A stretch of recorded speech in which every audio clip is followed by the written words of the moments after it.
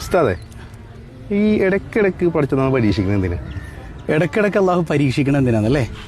അതിൻ്റെ പിന്നിലെ രഹസ്യം അറിഞ്ഞ സാഹത്തെ പടച്ചോൻ പരീക്ഷിക്കാൻ വേണ്ടി കൊതിച്ച് നിൽക്കും. ഇപ്പം ഞാനൊരു ഉദാഹരണം പറഞ്ഞു തരട്ടെ. ഇപ്പോൾ സാഹത്തിൻ്റെ വൈഫിൻ്റെ പേരെന്താ? മൂസിന. മൂസി കിച്ചണിൽ ജോലിയൊക്കെ ചെയ്യാറുണ്ടോ?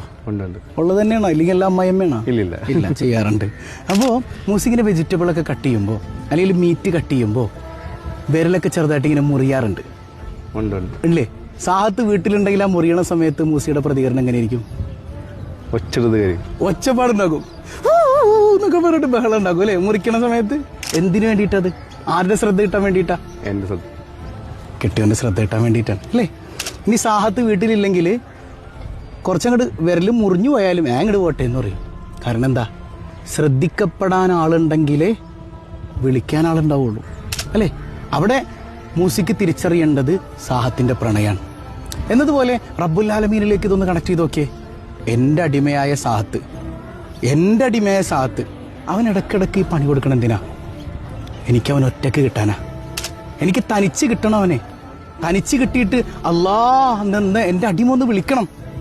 അത് ആസ്വദിക്കാൻ ഇഷ്ടപ്പെടുന്നവനാണ് റബ്ബുൽ ആലമീനായ തമ്പുരാൻ. നമ്മളെന്ത് ചെയ്യും? പരീക്ഷണം വരുമ്പോൾ നമ്മൾ അള്ളാനെ വിട്ടുകൊണ്ട് വേറെ പലയിടങ്ങളിലേക്ക് ഓടുകയാണ്. നമ്മൾ അള്ളാനെ മറക്കാൻ. പക്ഷെ അള്ള ഇഷ്ടപ്പെടുന്നതൊന്നുമല്ല കേട്ടോ. അള്ളാഹ്ക്ക് നിന്നെ ഒറ്റയ്ക്ക് കിട്ടണം. അതിനു വേണ്ടിയിട്ടാണ് ഈ പരീക്ഷണം തരണത്. ഇത് തിരിച്ചറിഞ്ഞാൽ, ഇപ്പോൾ മൂസി ഈ ബഹളം ഉണ്ടാക്കിയത് സാഹത്തിൻ്റെ പ്രണയത്തിന് വേണ്ടിയാണെന്ന് തിരിച്ചറിയുമ്പോഴാണ് ആ ജീവിതത്തിൻ്റെ രസം അല്ലേ? ഓടിച്ചെന്നിട്ട് ഉള്ളൂ കകട പൊന്നിൻ്റെ കൈ പോയോ എന്നൊക്കെ ചോദിക്കണം. എന്നതുപോലെ അള്ളാഹു റബ്ബുൽ ആലമീൻ്റെ പരീക്ഷണം വരുമ്പോൾ, യാ റബ്ബി നിനക്കെന്നെ ഒറ്റയ്ക്ക് കിട്ടണം അല്ലേ? ഞാൻ റെഡിയാണ് റബ്ബേ, ഞാൻ നിൻ്റെ അടിമയല്ലേ അല്ലാ, ഞാനുണ്ട് ഇവിടെ.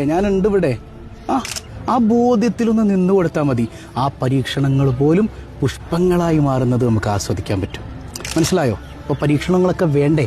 അതുകൊണ്ടല്ലേ നബിമാരത് കൊതിച്ചത്.